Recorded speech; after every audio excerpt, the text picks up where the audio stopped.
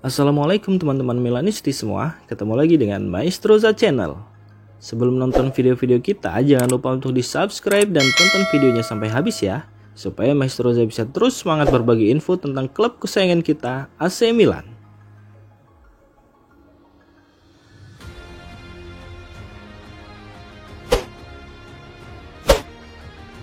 Tampil oke untuk Milan, Matteo Gabbia bermimpi bisa bela timnas Italia. Cuma jadi pilihan ketiga di era pelatih Stefano Pioli, Matteo Gabbia sekarang menjadi salah satu pilar kunci di lini belakang AC Milan. Terbaru, bek 24 tahun itu baru saja mencetak satu gol penting akhir pekan kemarin ketika Rossoneri menang 2-1 atas Nerazzurri di lanjutan Serie A.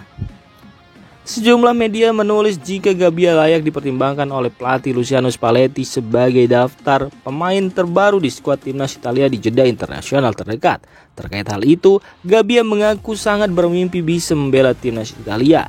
Namun, dirinya sampai detik ini belum pernah berkomunikasi langsung dengan pelatih Luciano Spalletti. Ia justru menegaskan bahwa fokus utamanya tetap pada Milan, tim yang saat ini ia bela. Gabbia sendiri saat ini masih terikat kontrak di San Siro hingga Juni 2026. Ditanya soal masa depannya bersama klub, Gabbia mengaku belum berpikir ke arah sana.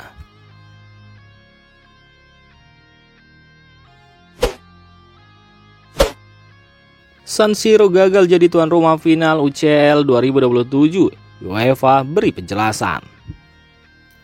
San Siro, salah satu stadion paling ikonik di dunia, resmi dicoret dari daftar tempat penyelenggaraan final UCL 2027. Keputusan ini dikonfirmasi oleh UEFA minggu ini dengan alasan ketidakpastian mengenai kesiapan stadion untuk menggelar acara sebesar itu.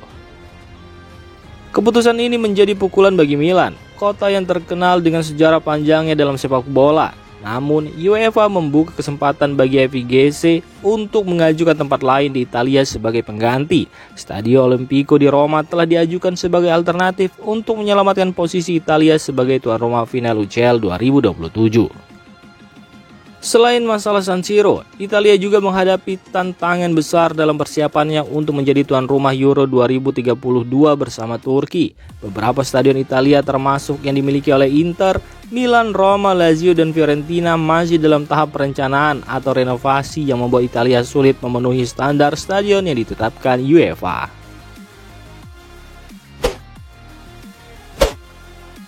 AC Milan hadapi tantangan rumit dalam pembaruan kontrak Theo Hernandez. AC Milan saat ini menghadapi situasi yang semakin rumit terkait pembaruan kontrak bek kiri andalannya Theo Hernandez. Meskipun pembaruan kontrak bek Mignon hampir selesai, belum ada pertemuan yang dimulai antara pihak Milan dan Theo Hernandez.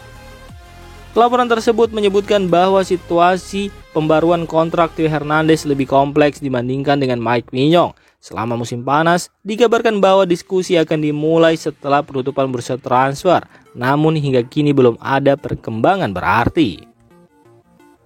Theo yang merupakan salah satu pemain kunci AC Milan di sisi kiri pertahanan, dilaporkan menuntut gaji bersih sebesar 8 juta euro per musim. Hal ini membuat proses negosiasi semakin menantang dan keputusan kini berada di tangan sang pemain.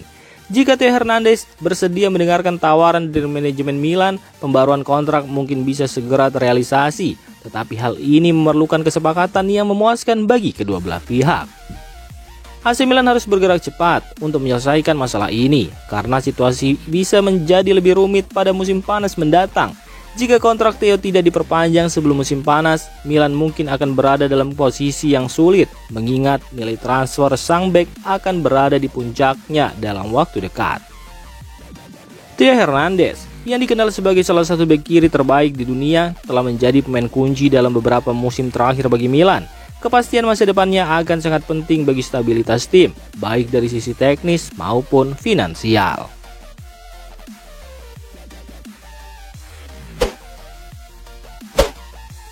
Alvaro Morata cedera, Fonseca tak bisa gunakan formasi saat melawan Inter.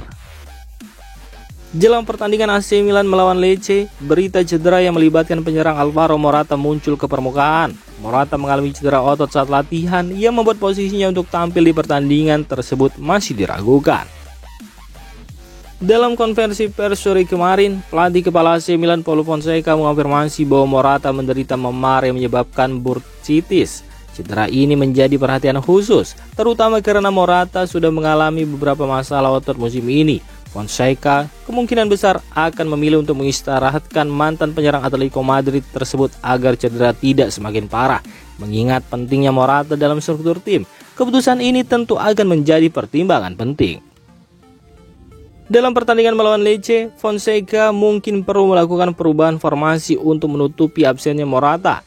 Menurut calciomercato.com, Fonseca dapat menempatkan Tijani Reinders atau Ruben Loftus-Cheek di posisi trequartista yang akan mengubah formasi tim menjadi 4-2-3-1 yang lebih tradisional, berbeda dengan formasi 4-2-4 yang digunakan ketika melawan Inter Milan.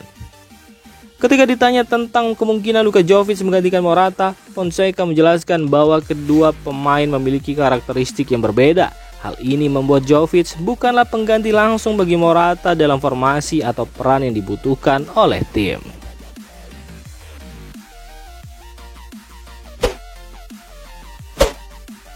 Yusuf Fofana akui tidak menyesal bergabung dengan AC Milan. AC Milan menghabiskan sebagian besar bursa transfer musim panas 2023 dengan mencoba mendatangkan Yusuf Fofana. Meski baru berhasil menyelesaikan transfernya menjelang akhir mercato, Fofana kini mulai menunjukkan tanda-tanda penting bagi skuad rossoneri. Gelandang asal Prancis ini yakin dirinya akan terus berkembang dalam balutan seragam merah hitam. Lini tengah AC Milan memang menjadi fokus utama perbaikan musim panas lalu, sehingga tidak mengherankan jika klub begitu tertarik untuk merekrut Fofana. Meski proses transfernya memakan waktu lebih lama dari yang diharapkan, Fofana akhirnya bergabung dan mulai memberikan kontribusi meski belum mencapai kebugaran penuh. Berbicara kepada Milan TV, Fofana mengungkapkan bagaimana dirinya disambut klub dan optimisme untuk masa depannya bersama Milan. Ia merasa puas dengan suasana tim dan dukungan yang diterimanya sejak tiba di San Siro. Fofana juga berbicara mengenai dukungan yang ia dapatkan dari manajemen, terutama dari Giovanni Monchada, kepala pencari bakat AC Milan yang juga berbicara bahasa Prancis. Hal ini membantunya beradaptasi lebih cepat di lingkungan barunya. Meski begitu, Fofana mengaku ia sedang belajar bahasa Italia. Tidak hanya itu, Fofana juga mencoba berbicara bahasa lain seperti Inggris, Spanyol, bahkan beberapa kata dalam bahasa Jerman untuk lebih mendalami budaya sepak bola di Milan.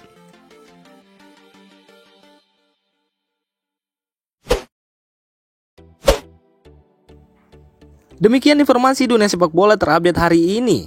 Untuk kamu yang gak mau ketinggalan seputar informasi sepak bola Eropa, silahkan like, subscribe, dan share video ini. Terima kasih.